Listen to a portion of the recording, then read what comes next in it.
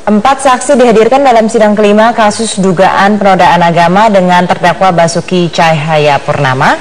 Dan kita akan bergabung dengan reporter Egit Hapsari dari Auditorium Kementerian Pertanian Jakarta. Egit, sejauh ini sudah berapa saksi yang memberi keterangannya di sidang? Rory, saat ini saksi ketiga yakni Muhammad Burhanuddin tengah memberikan keterangan di depan majelis hakim.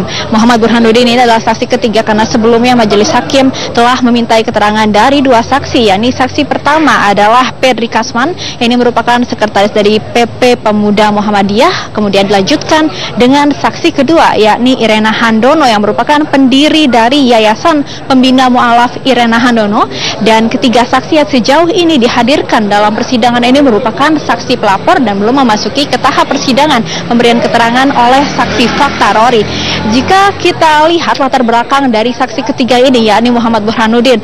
Muhammad Burhanuddin ini merupakan seorang saksi pelapor yang berprofesi sebagai advokat atau pengacara, dan sebelumnya ia pernah menjadi advokat atau kuasa hukum bagi sejumlah tokoh, yakni salah satunya adalah Farhad Abbas terkait dengan pra-peradilannya dengan musisi Ahmad Dhani. Selain itu, Muhammad Burhanuddin ini juga pernah menjadi kuasa hukum bagi anggota DPR fraksi Demokrat Iputu Sudiartana yang kini telah menyandang status sebagai tersangka kasus suap atas OTT di Komisi Pemberantasan Korupsi atau KPK.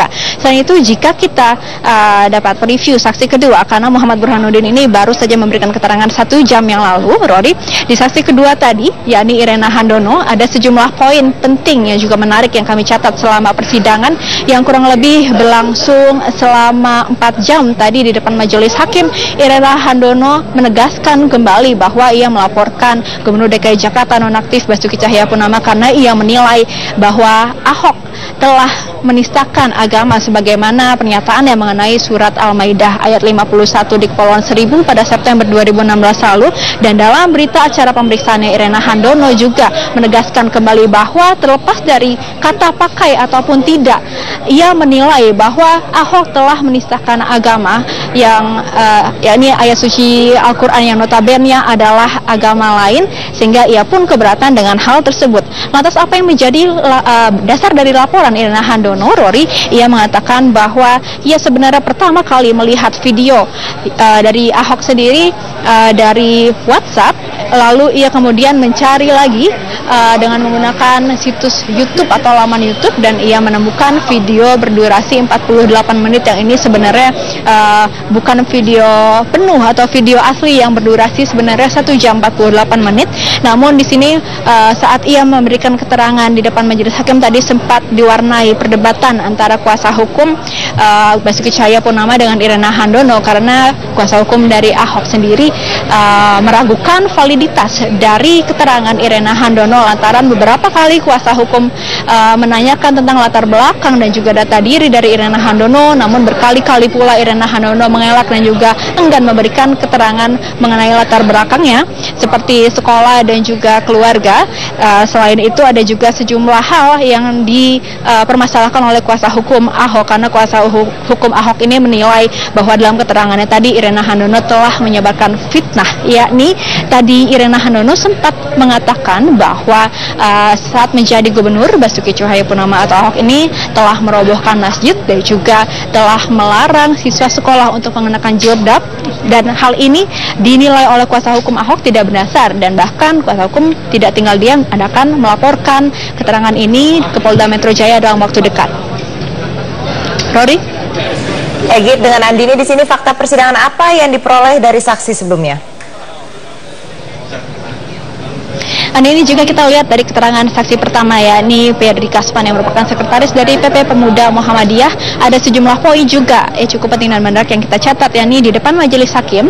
Sama seperti saksi lainnya, ternyata Pedri Kasman ini tidak melihat secara langsung pidato yang disampaikan oleh Ahok di Kepulauan Seribu, melainkan ia hanya menyaksikan melalui WhatsApp, dan juga ia ternyata melaporkan Ahok kepada polisi atas instruksi dari Ketua PP Muhammadiyah, yakni Daniel Azhar.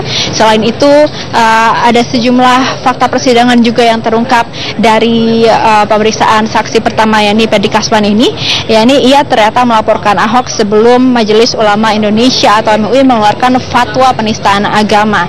Dan selain itu, kuasa hukum Ahok juga menyatakan akan mempertimbangkan kembali untuk melaporkan Freddy Kasman ini karena kuasa hukum Ahok menilai pernyataan dari Freddy Kasman ini subjektif dan tidak berdasar. Andini. Egit Hapsari, terima kasih. Dan hingga petang ini sidang kasus dugaan penodaan agama dengan terdakwa Basuki Cahayapurnama masih berlangsung. Masa pro dan kontra diminta membubarkan diri karena sudah pukul 18 waktu Indonesia Barat. Kita akan ikuti laporan reporter Eva Wondo dari luar gedung Kementan, Jakarta. Eva, apakah masa sudah membubarkan diri? Rory, saat ini kelompok massa, baik kelompok massa dari kelompok yang pro dan juga kelompok yang kontra terhadap Ahok sudah membubarkan diri. Tadi massa sudah mulai membubarkan diri sejak pukul 17.30 waktu Indonesia Barat. Ini sesuai dengan arahan dari Kapolda Metro Jaya Irjen Pol M. Iriawan yang tadi juga memantau langsung bagaimana jalannya sidang kelima Gubernur nonaktif DKI Jakarta Basuki Cahayapurnama atau Ahok, bahwa dikatakan masa ini harus membubarkan diri yaitu pukul 18 waktu Indonesia Barat. Ini pun juga sesuai dengan aturan undang-undang yang berlaku, yaitu Undang-Undang Nomor 9 Tahun 2008 bahwa aspirasi atau penyampaian aspirasi di depan publik hanya boleh dilakukan sejak pukul 6 pagi hingga pukul 18 waktu setempat. Sejak pagi kami memantau massa saat berorasi hingga masa membubarkan diri ini berlangsung dengan aman, tertib dan juga kondusif. Rory.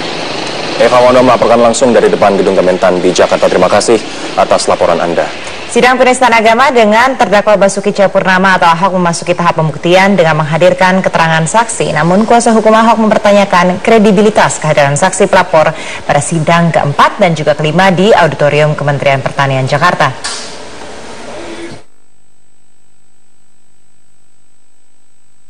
Sidang penistaan agama yang menjerat Gubernur nonaktif Basuki Cahayapurnama atau Ahok telah memasuki tahap pembuktian sejak Selasa 3 Januari 2017.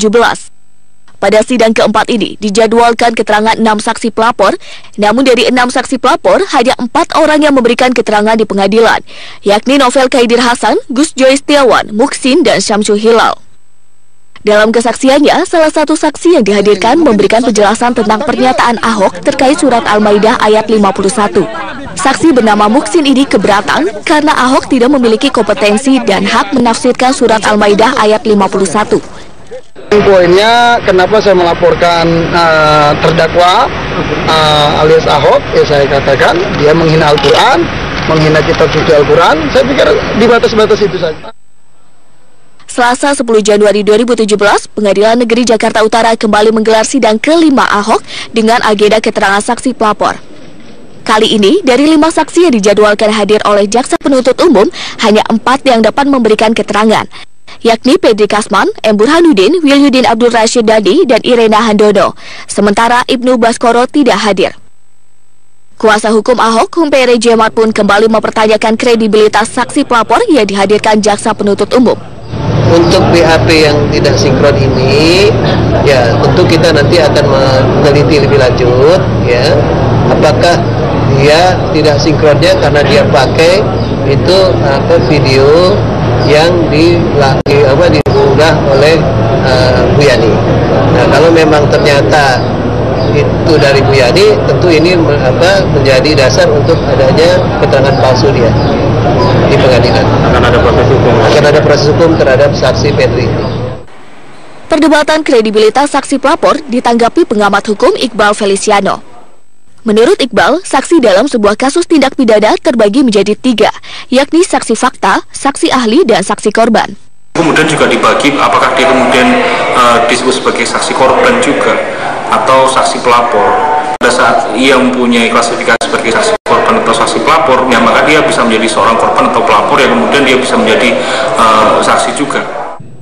Sidang penistaan agama yang menjerat Ahok akan melewati jalan panjang tahap pembuktian. Pertanyaannya, apakah Majelis Hakim Pengadilan Jakarta Utara mampu menyelesaikan sidang penistaan agama sebelum waktu pemungutan suara 15 Februari 2017 mendatang? Tim Liputan Metro TV. Sebenarnya publik juga bertanya-tanya sebenarnya apa yang di statement dikeluarkan oleh saksi pelapor dan juga ada kuasa hukum dari Basuki Cahayapurnama dalam persidangan tadi ini, begitu. Betul, dikarenakan media juga tidak bisa menyiarkan secara langsung dari dalam persidangan dan kita nanti akan nggak bisa mengetahui apa yang mereka katakan dari luar persidangan. Kita akan nantikan. Pelapor Pedri Kasman yang juga sekretaris PP Pemuda Muhammadiyah mengakui dasar pelaporannya adalah cuplikan rekaman video sepanjang 13 detik. Ia juga menegaskan bahwa video tersebut asli. Dan kita tegaskan bahwa video itu asli dan sudah diuji oleh Puslapor Mabes Polri. Itu. Dia sempat mempersoalkan ada kalimat dalam laporan saya di Polda. Saya katakan laporan itu hanya pintu masuk. Kesaksian yang sebenarnya adalah apa yang ada di ruang persidangan. Yang dipermasalahkan apa, Pak? Ya hanya persoalan ejaan tadi apa? Dibohongi oleh surat Al-Maidah 51. Itu aja. Pak, tadi kan pengacara sempat mempermasalahkan karena Bapak tidak klarifikasi dulu ke Pak Ahok ataupun Tabayun nih bagaimana Pak? Ya kan sudah saya jelaskan. Tabayun itu konteksnya berbeda ya. Ini kan kasus hukum. Kasus hukum ini nggak ada tabayun-tabayunan, gitu ya. Kasus kalau persoalan hubungan antar pribadi nggak ada masalah. Saya keluar tadi juga bersalaman kok dengan terdakwa, dengan seluruh pengacaranya. Jadi kasus hukum dengan hubungan antar manusia itu berbeda ya. Kuasa hukum Basuki Cahayapurnama atau Ahok Humphrey S. Jemar menyatakan keterangan saksi pelapor Pedri Kasman tidak sinkron sebab saksi pelapor mengacu kepada video rekaman pidato Ahok yang tersebar di media sosial.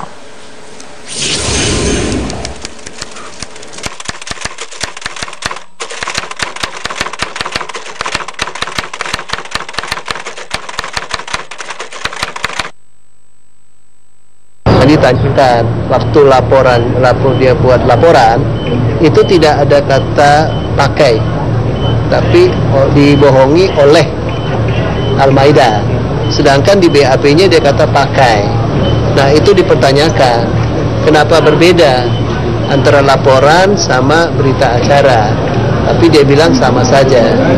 Nah makanya itulah tadi kita tanyakan apakah waktu dia buat laporan itu ya dia memakai sumber dari Bu Yani yang memang tidak ada kata pakainya, dan dia mengatakan bahwa awalnya dia tidak kenal sama Bu Yani, tapi setelah ditanya lebih lanjut ya ternyata dia memang pernah ya berkenalan dan juga berhubungan dengan Bu Yani, tapi dia bilang si Bu Yani Buniani. Nah itu setelah katanya dia buat laporan dan memang kita mendapatkan fotonya dia, katanya Bu Yani ya itu Buniani pernah juga datang ke kantor Pemuda Muhammadiyah di Jalan Menteng gitu. Itu satu.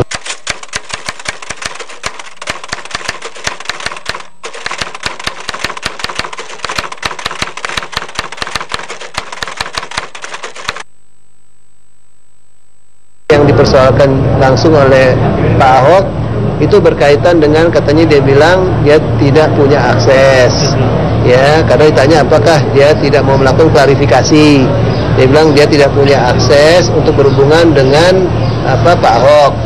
Nah tetapi tadi kan sudah dijelaskan bahwa PP Pemuda Muhammadiyah ini itu sebenarnya hubungannya sangat dekat dengan Pak Ahok, karena Pak Ahok sering diundang dalam diskusi dan juga ya Pak Ahok ini malah dijadikan role model gubernur yang baik ya.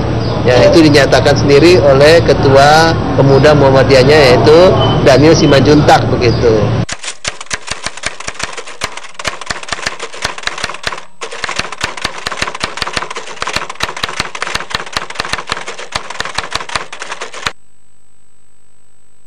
Ini ya tentu kita nanti akan meneliti lebih lanjut ya apakah dia tidak sinkronnya karena dia pakai itu video yang diunggah oleh Bu Yani. Karena dia mengaku tidak diambil dari yang punya Bu Yani. Nah kalau memang ternyata itu dari Bu Yani, tentu ini menjadi dasar untuk adanya keterangan palsu dia di pengadilan. Akan ada proses hukum. Akan ada proses hukum terhadap saksi Pedri.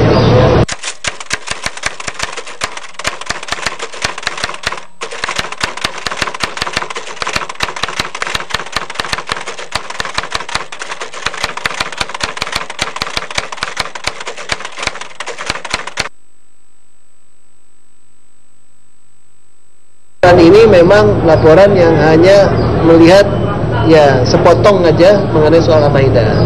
Padahal tadi sudah ditanyakan juga, bukankah sebelum langsung bicara mengenai Al-Maidah itu Ahok sudah mengemukakan bahwa ini hanya cerita untuk katakanlah memotivasi, memberikan semangat kepada bapak-bapak ibu-ibu sekalian gitu. Dan dia tidak bicara mengenai soal agama di dalam sambutan Kepulauan Seribu. Dia bicara mengenai program. Ya, jadi kalau dilihat benar-benar mengenai soal agama itu hanya ya omongan 13 detik mengenai Al-Maidah aja. Ya. Oke. Terima kasih ya.